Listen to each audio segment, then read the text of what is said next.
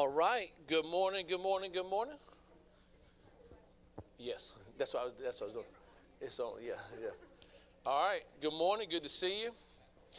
It's Wednesday, October the 30th. I don't know how you guys feel. Some months in October is always like that to me, that it just goes so fast. Like school starts, and it kind of like takes a little while to get into it. But then like when we hit October, and we have ball tournaments with volleyball, JV, and varsity. Then basketball starts up. Excuse me. The last couple of years we've had revival stuff in the fall, and it just goes fast. And then all of a sudden, it's November. You're pushing for Thanksgiving break. Then we got the Christmas play, and all of a sudden, we're out for Christmas. Which I know you guys are excited about that. Nobody's complaining, okay? But where did Valerie go? Oh, okay. I thought she was trying to sneak out on her seat again, man. Helene, if she tries to run, you holler at me, okay? Pastor Mike, she's running. All right? So, just in case if there's someone watching us on live stream this morning and was not with us on Monday morning or the evenings that we have been with Brother Tim Thompson, we have Brother Tim Thompson with us, and so we're glad to have him. And young people, he'll say the same thing, but I want to make sure that you have your eyes, ears, open and watching. Make sure your mouths are closed and see what the Lord has for you today. Because if we're here and God's word is being shared, he's got something for all of us, not just you guys, me included. And so we want to bring Brother Tim up here, and then we have the rest of the time. And then at the end, I'll give a couple of announcements. Okay, good morning, everybody. You guys are pathetic. Well, I'm glad to see you, even if you're not glad to see me. It's good to see you. Glad that you're here. And looking forward to the time we have together over the next couple of minutes. Oh, did I turn something down, or you got it back there, Brother Mike? Okay, all right, good deal. Okay, we're going to be in the book of Proverbs this morning. If you have your Bible, I hope you do. Turn with me, please, to Proverbs. We're going to go to chapter number 23. Proverbs chapter number 23. While you're turning, I apologize. I had somebody already ask me about, because I'd mentioned about possibly bringing Isaac, my 3-year-old, to meet you this morning, but he is still in bed. So be jealous, be very, very jealous. But that's where he is. So he couldn't come this morning. All right, Proverbs, he's 3 years old, yo. Proverbs chapter number 23 is where we're going to be. He said he's homeschooled. No, he's 3. Come on, guy. Unschooled. Yeah, that's even better. Okay. Proverbs chapter number 23, and we're going to look together at several verses out of this passage. We're going to start with verse number 23 in just a moment. Brother Mike already said this, but sincerely, I do hope that you're engaged this morning.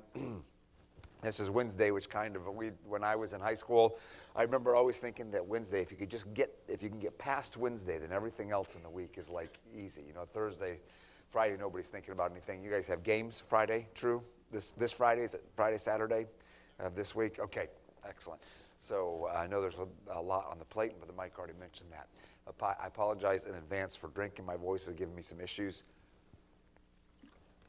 And so I'll try not to do that real often. But as opposed to hearing, then I'll drink some water every now and then.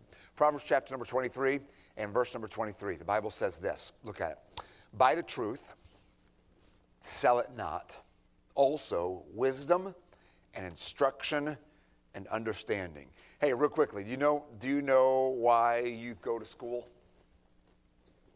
Because my parents make me.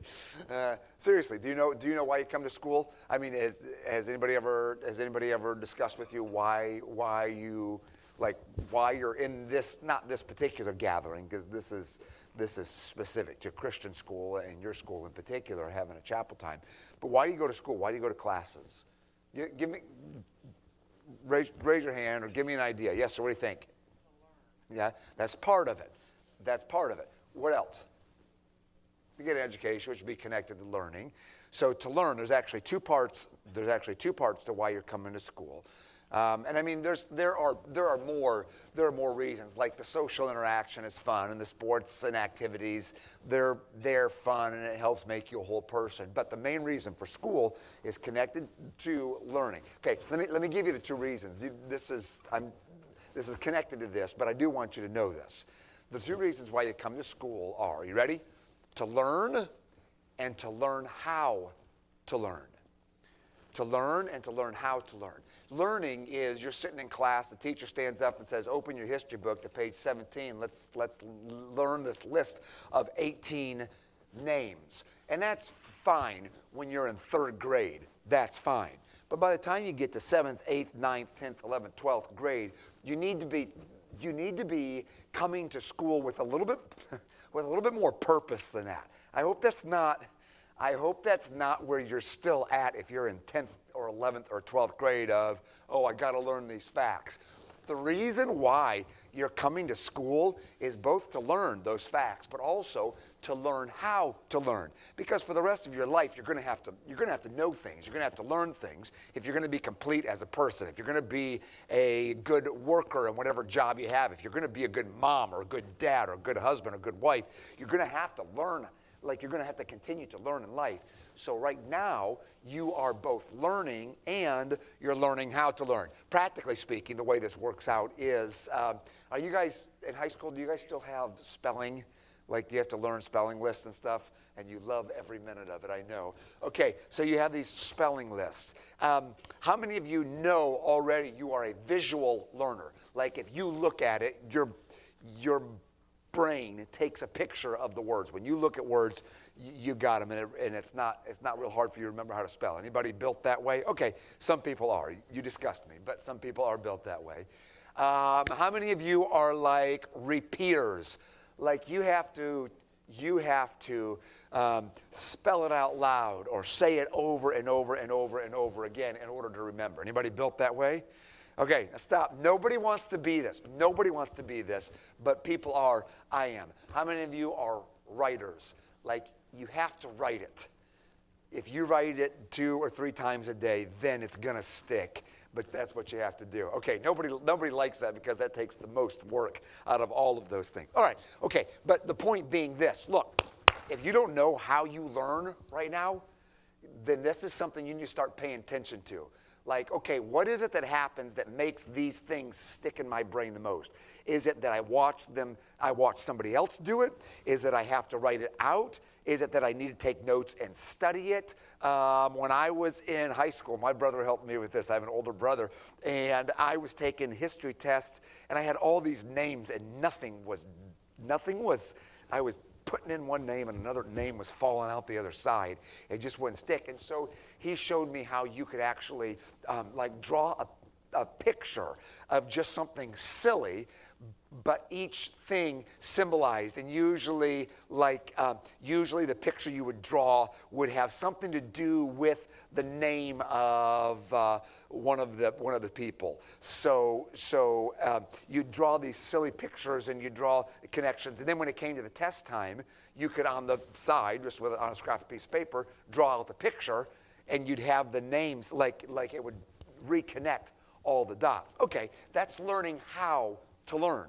You're learning how it is that you need to know. So you come to school to learn and to learn how to learn. In Proverbs chapter 23, verse number 23, the Bible says, buy the truth, sell it not. Also, while you're purchasing truth, get wisdom, instruction, understanding. Wisdom. What is wisdom? Help me this morning. What is wisdom? When you hear wisdom, tell me what it is. So they often say applied knowledge. So anybody have any other definition besides that? Applied knowledge? Applied knowledge. Okay, so that really is. It's knowing how to take what you know and put it into practice. That is, it's practically living out the truth that you have learned. Okay, stop real quickly. How do you get wisdom? Where does it come from? How do you get it? Yes, sir. So experience is part of it, but could you also get experience that would be non-wise? I mean, aren't there people that experience life in a non-wise way? Like, hey, I have my 3-year-old, Isaac. I want you to have wisdom about the way that vehicles drive fast on the road. So go stand in the middle of the highway. Okay, experience doesn't equal wisdom there. So it's not just like experience. Okay, here it is, guys, girls. The way that you get wisdom is this. You learn from people who have it. Ultimately, God is the giver of wisdom. All wisdom starts with God. The fear of the Lord is the beginning of wisdom. But the way that you gain practical wisdom is you learn from people. That is, you learn from people who've done well. Okay, learn this now, guys and gals, that right now you begin to watch people and you go, hey, I like their life. I don't mean I want to do their same job, or maybe I don't have their personality, but hey, they have a family that's good. Okay, let me observe. What is it that they have done in order to get that? Hey, that person seems to be pretty happy about life. They seem to enjoy what they do. They seem to have purpose.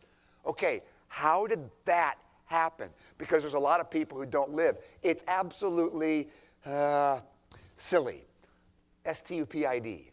And I mean that in the truest sense of the word. Without knowledge. It's without thinking to just go through life and, I wonder what's going to happen next. No. Buy the truth. Purchase the truth. Now, let me ask you a question real quickly here as we jump into this verse in particular, because I want to show you something from this. Actually, a couple things that are really helpful. Have any of you ever been lied to before? Okay, don't just raise your hand, but if you've honestly, like if you could think of a time specifically right now where you say, you know what, I know that I've been lied to. How many of you have ever had somebody tell you a lie? May I see your hands? Okay, now that's a little frustrating when that happens. Here's a step further on this, and this one you really have to think through. How many of you have ever been told a lie by someone, and because of what they told you, you made a decision? Like somebody tells you something, it's not true, but you believe them because you have no reason not to, and so you make a decision. You say something, you do something, and as a result of the lie that they told you and the action you took, you're the one who ended up either in trouble or ended up looking silly. You're the one who ended up with banana on your face. You're the one who ended up not doing well because of the lie and you're thinking to yourself, oh man, I did that based on what they said.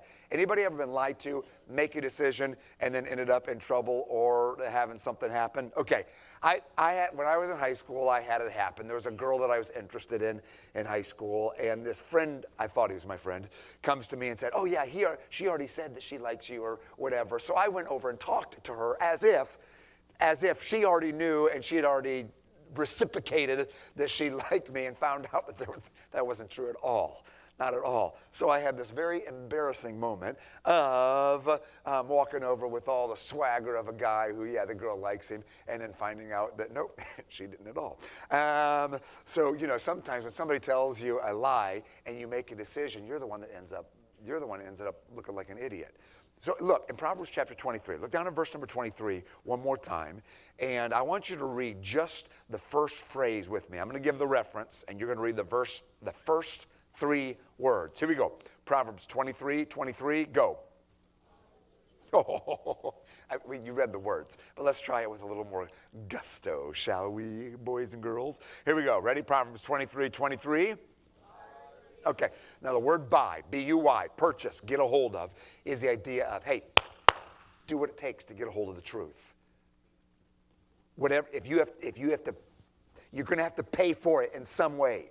Time, energy, attention, thinking, reading, listening, considering, but do what it takes to get a hold of what is true. Buy the truth. Sell it not. Also, while you're purchasing truth, get wisdom and instruction and understanding. Okay, why? Guys, girls, why? Because you're going to make, listen to me, you're going to make decisions in your life based upon what you think to be accurate. I mean, what you think about things is what informs the actions that you take. Okay, let's say you misunderstand what your mom or dad say sometime about what they want you to do or what they allow you to do. Mom, Dad, I thought you said I could watch whatever. No, I didn't say that. Okay, maybe it was an honest mistake, but you made the decision based on what you thought was accurate, what you thought was true. And that's just a small area of life, but you do it about everything. About girls, about what you wear, about where you go, in conversations, in class, in life. Every decision that you make is going to be made in part based upon what you think to be accurate, what you think to be true. I think this will bring me the most happiness, therefore I will do this. I think I enjoy teaching, so I'm going to study this. I think I enjoy working in science, so I think I would like to buy chickens and have them have eggs. Okay, the point being, you make decisions based upon what you think to be accurate. Guys, you play sports. Hey, I thought that was a good pass, coach. Sorry. I thought I could make the shot from half court. I thought I could. You make decisions, don't go to seed on this, but everything in every area of your life, you make decisions based on what you think to be accurate. So that if you don't know what's true, if you have either misunderstood something, or if somebody else has lied to you about something, and you make your decisions based on something that isn't true, then life won't go well. So that's why Proverbs in this book of wisdom is saying, look, make sure that you buy the truth. Get a hold of what is true. And then base your life off of that. Okay, now why does Solomon here, in speaking to son and daughter, why does he say that? Okay, stay with me. Here's the reason why. We're talking, this is written specifically for well, let me ask you, because I want to make sure that this is making sense to you, and you gotta put on your big boy pants here and not get offended easily. But do you know to whom the book of Proverbs is written? Do you know who who Proverbs? It says it in the first chapter what it's written for. You don't need to turn there, but does anybody happen to know off the top of your head? Okay, it says that the book of Proverbs, this book of wisdom, is written to the simple. Do you know who a simple person is? A simple person is someone who doesn't know yet. Not because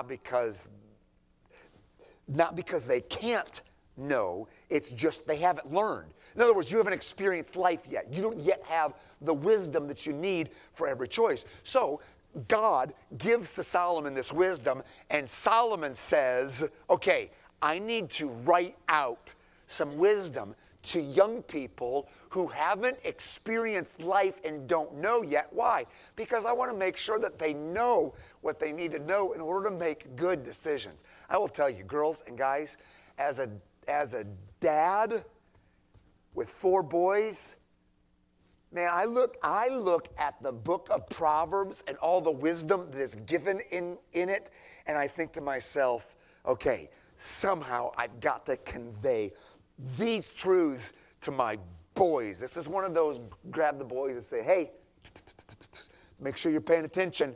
Listen to this. This is important because I want you to know and buy and believe the truth so that the choices you will make in your life will be good, will be right.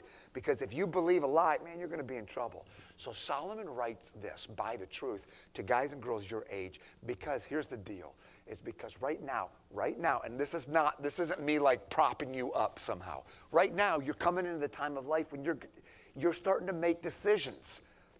Up to this point in your life, mom and dad have told you what you're going to wear, where you're going to go, everything, brush your teeth, make your bed. Mom and dad tell you everything that you're going to do. But you're coming into a time now where some of that is shifting a little bit. You may not even notice that, and maybe sometime you're like, man, they don't trust me for nothing. But they do, or they are. You're moving from simplicity to understanding so that you're making more choices. And junior seniors, all things being equal within the next 4 or 5 years, you're going to really be making your own choices. And if you wait to try to get wisdom when you're in a situation where you have this choice to make and you don't know yet what is right, like you don't know what's best, and you're going off of something, you need to get the truth now. You need to understand what's accurate now so that you can make right decisions later on. Buy the truth. Now, the second reason, not just because of your age, but because also, listen, hey, there really is an enemy of God who does everything he can to destroy the lives of young people. And Satan whispers into the ears of people your age things that aren't true. And his lies are good because they are a twisting of, in part, how God built you. Let me show you what I mean. Look, because he not only says buy the truth, but then he gives you 3 specific areas to make sure you get the truth in. Look at verse number 24. Look at verse 24, Proverbs 23. So Proverbs 23, he says, buy the truth, sell it not, wisdom, instruction, understanding. Verse 24, the father of the righteous shall greatly rejoice. He that begetteth a wise child shall have joy of him. Okay, real quickly, think when you read, when you're listening, remember you're learning and learning how to learn. Don't disconnect from this. So the father of the righteous shall greatly rejoice. Okay, look, I'm a dad. If my boys are righteous, if my boys do right, you think it makes me happy? If I have raised young men who have the character to do right regardless of what it is that's around them, do you think that makes my heart rejoice? Of course it does. Yeah, the father of the righteous shall greatly rejoice. He that begetteth a wise child shall have joy of him. Yes, thy father, verse 25, thy father and thy mother shall be glad. She that bare thee shall rejoice. Verse 26, okay, this is an area where you need to buy the truth. Make sure you know what's right. Verse 26, my son, is your dad speaking. My son, and by implication, girls, my daughter. My son, my daughter, give me thine heart, and let thine eyes observe my ways. Okay, so guys, what is the wisdom? What is the instruction? What's the understanding? What is the truth that Solomon is conveying in this statement? My son, give me thine heart, let thine eyes observe my ways. What's the wisdom being given here? What is it?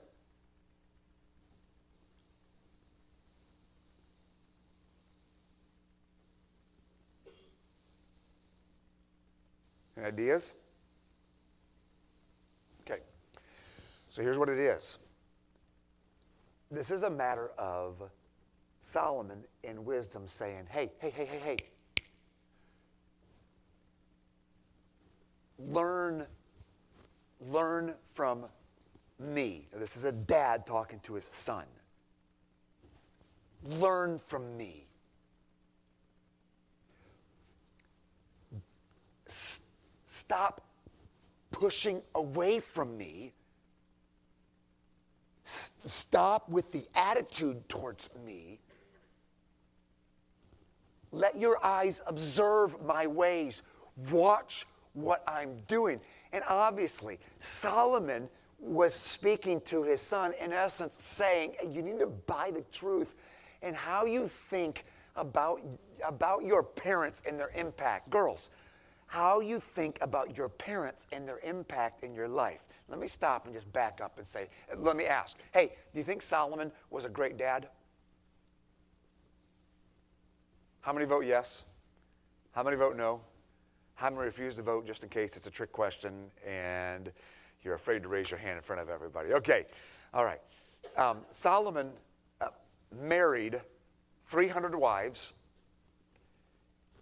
and he had 700 concubines.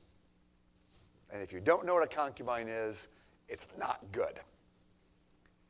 So 1,000 women with whom he had relations. You think he was a good dad? No. So Solomon obviously made some pretty major mistakes in his life. But when it came to his son, and specifically probably at the time that he wrote this, all of that had not taken place. Solomon is saying to his son, he's saying, look, observe me, watch. Okay, here's the deal. Listen, please catch this. Sometimes when you get into your age range, I was there. When you get into your age range, there comes some friction between you and mom and dad. Now, why? Why does that happen? Well, because my parents don't understand me. Forgive me. Stop. Seriously? Your parents don't understand you? That's the depth of your argument? Why? Well, okay. Here's the deal. Is because God built you to want to make your own decisions. My mom and dad used to call it, Tim is trying to spread his wings. When I was in high school, when I would try to make a decision that was outside of my mom and dad's, like there wasn't a decision mom and dad thought, or I had a little bit of an attitude, mom and dad would say, he's trying to spread his wings. The idea is, okay, look, God built you. God built you to want to make your own decisions. Do you know why? Because someday you're supposed to leave home. You're not supposed to live with mom and dad forever. You're supposed to start your own family. You're supposed to get a job. You're supposed to make your own decisions. God built you at that. Okay, but listen to me, guys and girls. Let me tell you what Satan has done. Satan whispers into the ears of teenagers all the time, and society helps. This lie that says, look, it's your life. You're the only one that can live your life. And nobody, look, you may have to obey mom and dad for right now, but you're the one who's going to be responsible for what you do. You be you, and don't let anybody push against that. And Satan whispers that into your ear. And he uses what God built in you, and he twists it a little bit. God built in you to want to make your own decision, but he twists it by saying, right now, you should be able to make your own choices. And if you make a mistake, you may have to live with it, but it's your life. Whoa, stop. Right now, God's design is for you to learn from those who he's put in your life. And God gives special wisdom to parents for their children. I don't know your home situation. On occasion, I have the privilege to address young people whose home situation is tough, like mom and dad are divorced, or mom and dad honestly do not care well for a child. And I understand that oh man, then you look at this and you go, okay, I'm with mom and she tells me one thing. I'm with dad and he tells me something. What am I supposed to do? Or mom and dad are one thing at church, but they're a different thing at home. So I'm supposed to observe their ways. I'm supposed to get wisdom from them. Okay, a couple things. Hey, guys and girls, a couple things. And be honest. Please be fair about this. Number one, your parents aren't perfect. You know that. I know that. You're not perfect either, right? I mean, you've said things and done things you shouldn't have. So don't just disregard them completely because they've made a mistake or they said something in anger. Secondly, it is true that some of you may be in circumstances where something like this exists, where mom says, dad says, and the point is that you learn everything good you can from your parents, understanding that God does give them wisdom for you.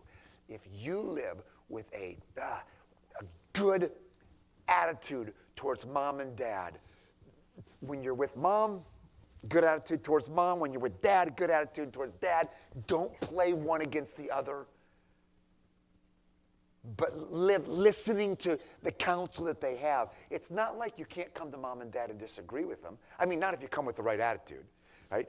Okay, I was preaching in a service one time, and this is in a church in Pennsylvania, and I walked in, and there was a teenage girl, 15, 16 years old, and she was sitting in the auditorium. I mean, it was the full-on, now some of you girls have your arms crossed, but you don't have your arms crossed like mean arms crossed. This was the mean arms crossed, like the, kind of arms crossed. So for me, I'm weird, but I look at that and I go, oh, this is going to be fun.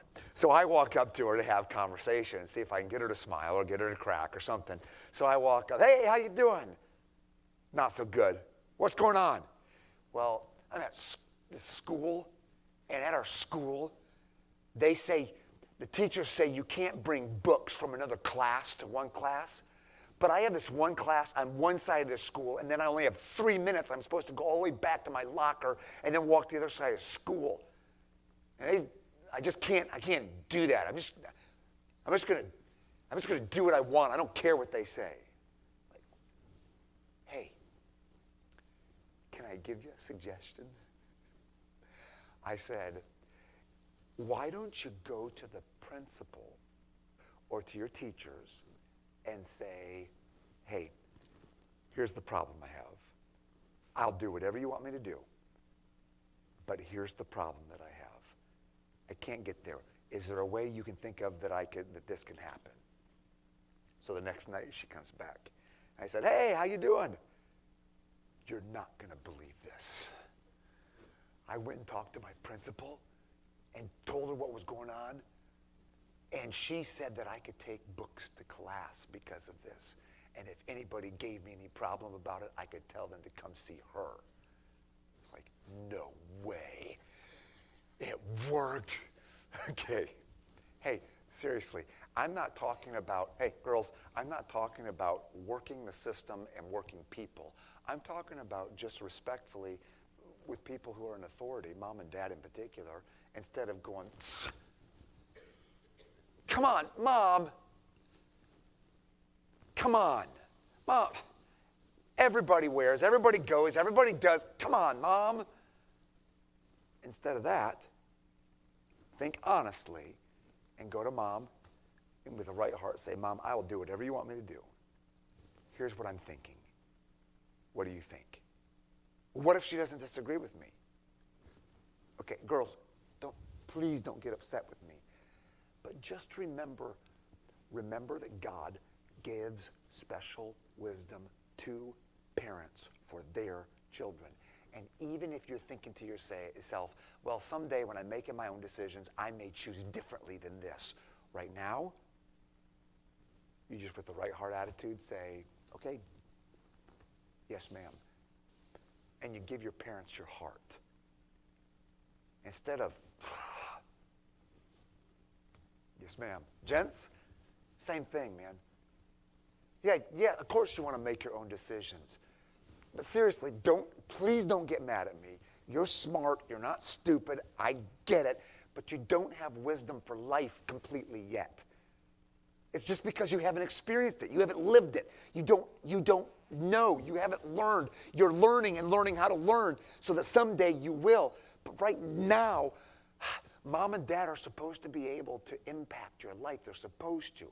And you have a heart attitude that says, hey, yes, sir. Yes, ma'am. But what if they tell me to do something I don't want to do? You know, it's interesting. Funny you should mention that. When I was 16 years old,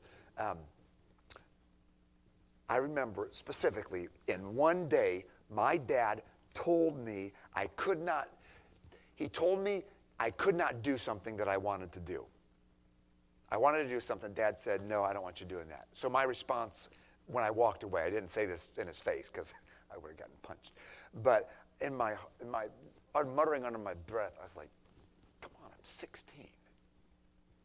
16, come on, Dad, I'm 16. Same day, Dad told me to do something I didn't want to do. And I was like, I'm only 16. Same day, and then I had this epiphany like, oh, I think I'm using my age as my defense. This is not real good.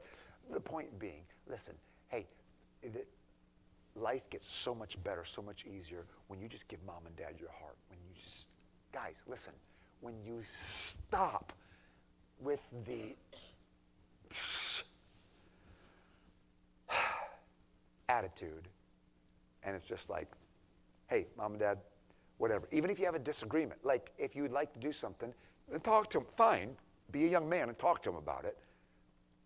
But instead of, it's, okay, yes, sir. Yes, ma'am. Even if you think in 10 years, I may choose differently.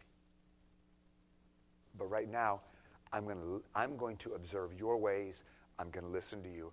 I'm going to give my parents my heart. So here's the deal. Satan whispers into your ears lie. Here's the reason why.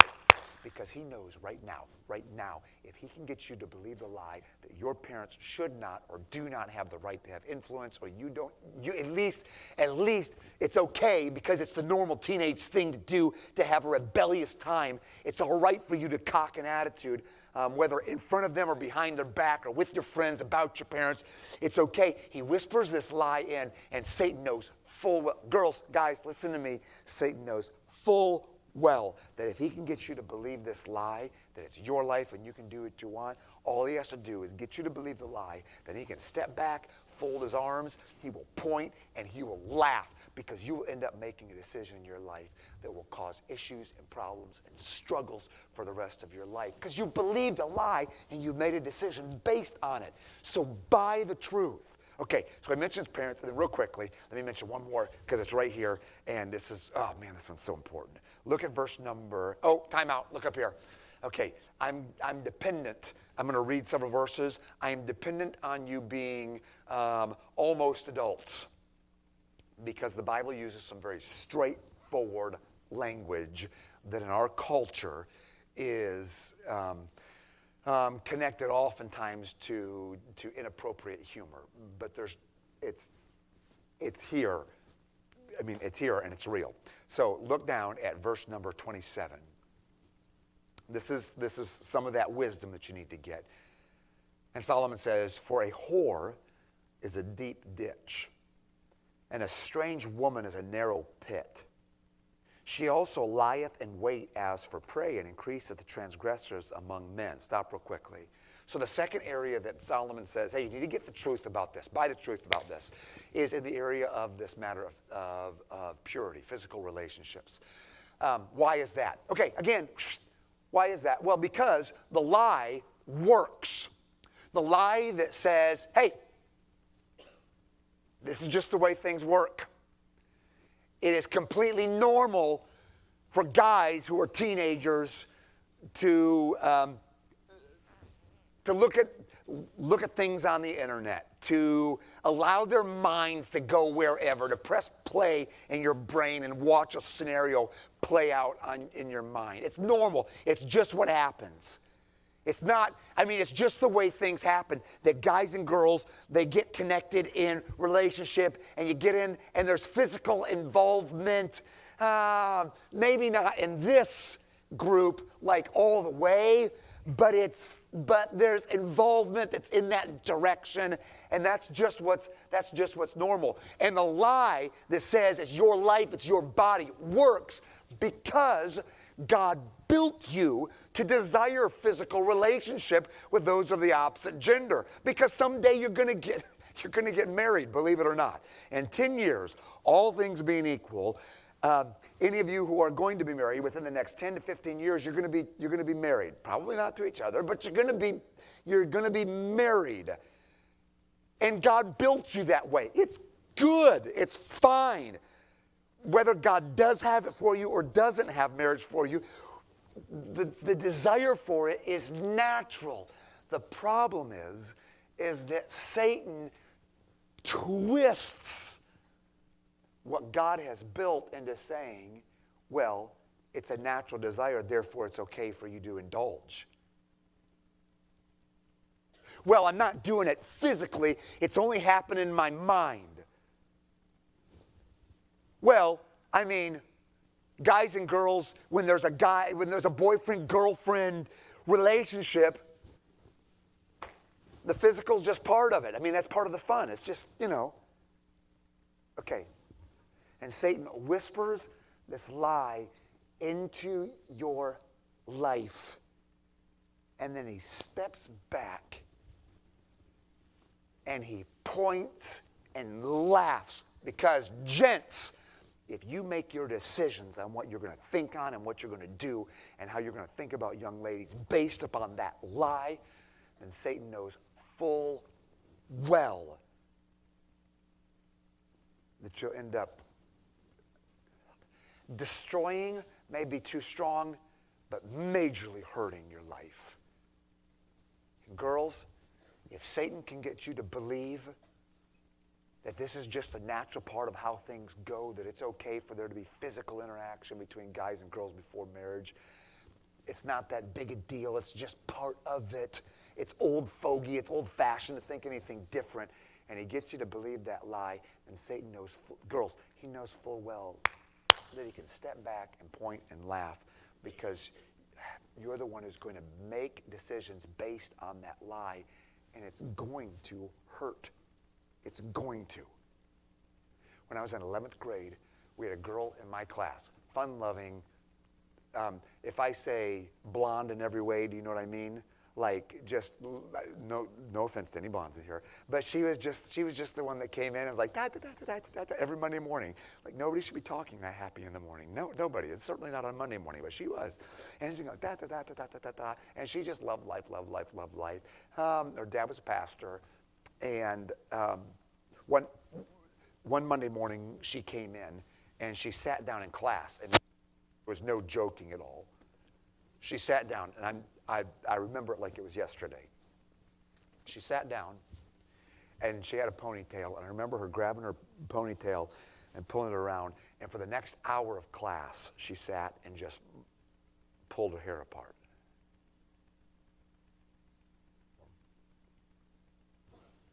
Well, it's a small Christian school, so it didn't take a long time for news to get around. Then on Friday night, she had gone out with her boyfriend. And her boyfriend said, if you love me, you'd... And she did. And it's not at all that God can't forgive and make new. Yes, he can. But the scars and the damage that's done physically and emotionally, God can forgive and can make a person new. Oh, man. Girls. She believed a lie that said, in essence, hey, love makes all things right. The only way you're going to get a guy is if you, it's okay because we're committed to each other. We're going to get married someday. It's all right. And all of these lies that she believed, and I'm not saying this for the sake of dramatics, that girl's life was, at least for as long as I knew her for the next year, her life was altered.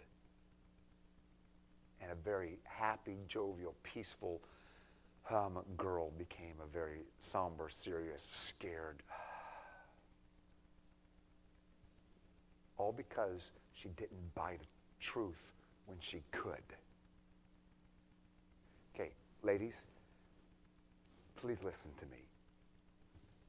It is a wonderful thing to be able to stand across from the man you're committing your life to in marriage and have him at the marriage altar look you in the eyes and see you as a person instead of seeing you as an object. But that doesn't happen unless you buy the truth now. Buy the truth. We say, okay, but Tim, is there like a standard of how much is okay? How much physical interaction? Can we hold hands? Can we put our arms around each other? Can we hug? Can we kiss on the cheek? How much is acceptable? What's acceptable? What's not? Okay. Two things. One, you're looking at it from the wrong angle. Here's what I can tell you, both biblically as well as from a scientific standpoint. You can look it up. Scientific. That the less physical interaction you have before marriage allows for greater enjoyment in marriage. But the more physical interaction you have before marriage, it pulls out of the marriage relationship that you're wanting to have. So how much should I allow? Well, talk to your dad, talk to your mom, talk to your pastor, get some counsel about this. You don't have to just believe me, but I'm telling you, girls, look, any guy who is not willing to like you and love you for you, eyes, person, not body, any guy who's not willing to love you for you is not a guy to whom you want to be married. Because there's other girls out, and if a guy loves you only as an object, there are other objects out there. But if you will trust God about this matter of buying the truth and letting God bring into your life someone who will see you for who you are as a person and not have to have that physical interaction until marriage, I'm telling you, you're not going to be able to improve on it. So girls, buy the truth now. Buy the truth. Guys, look at me. Listen to me. You buy the truth now about what you let your mind, what you let your eyes see and your mind think on. Don't believe the lie that says every teenage guy just thinks about it. There's a temptation for every teenage guy, but every teenage guy doesn't have to. That's a lie from the devil to make you start making decisions. But you buy the truth now, and if you're struggling already with something you've seen or things you've thought on and you can't seem to beat it, then get help from a godly person who can help you walk through this. But don't buy the lie that says, don't believe the lie that says it doesn't really matter. It's all just happening in my mind, because it's a lie that affects the way you treat other people and the choices that you make. Buy the truth when it comes to this matter of purity. So buy the truth with your parents. Buy the truth with purity. You can read, the passage goes on and talks about drugs and alcohol stuff, about buying the truth about that. But let's stop with these two because our time is done. And you've listened well. But ladies and gents, this really is one of those super important, like, don't miss out on this. You come to school to learn and to learn how to learn. You're supposed to buy the truth, get wisdom, instruction, and understanding. This is of the utmost importance. So let's stop. A little bit different chapel this morning. Let's stop. And I'm going to talk to the Lord on our behalf. But when I'm finished, I'm just going to give a moment of quietness. So just keep your eyes closed when I'm finished praying. And if you need to buy the truth about something, if you're going, you know what, with mom and dad, I've not bought the truth. In this matter of purity, I've not been thinking right about this, and I need to talk to God about it. Then just where you are, quietly in your heart, you talk to the Lord. And then I'll pray one more time, and we'll get back.